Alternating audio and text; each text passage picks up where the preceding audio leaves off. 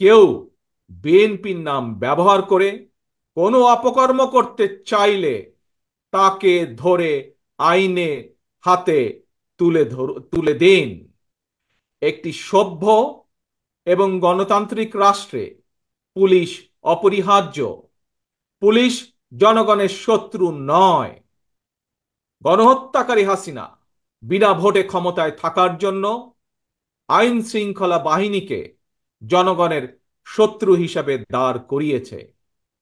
তবে আমি বিশ্বাস করি, বিএনপি বিশ্বাস করে, বাংলাদেশের গণতান্ত্রিক রাজনৈতিক দলগুলো প্রত্যেকে বিশ্বাস করে, পুলিশের ভেতরে একটি চক্র ছাড়া অধিকাংশ পুলিশ কর্মকর্তা এবং সদস্য চাকরিবিধি মেনেই, দেশের আইন কানুন মেনেই দায়িত্ব পালনের চেষ্টা করছেন।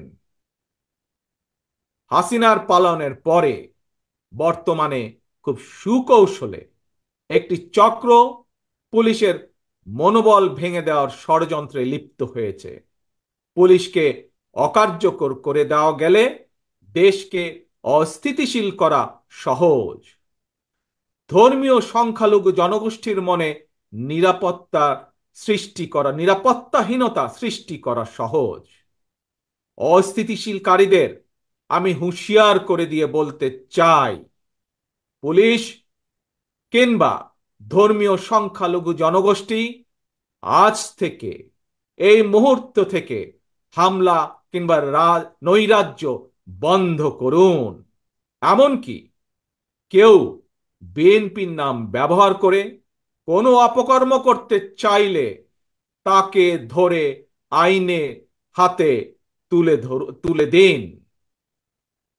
কোনো পুলিশের বিরুদ্ধে কোনো সুনির্দিষ্ট অভিযোগ থাকলে সংশ্লিষ্ট কর্তৃপক্ষের কাছে যথা নিয়মে অভিযোগ দায়ের করুন।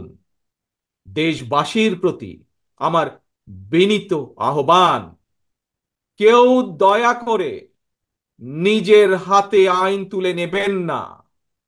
প্রতিহিংসা, প্রতিশোধে লিপ্ত হবেন না দয়া করে। বিচারের ভার নিজ হাতে দয়া করে তুলে নেবেন না।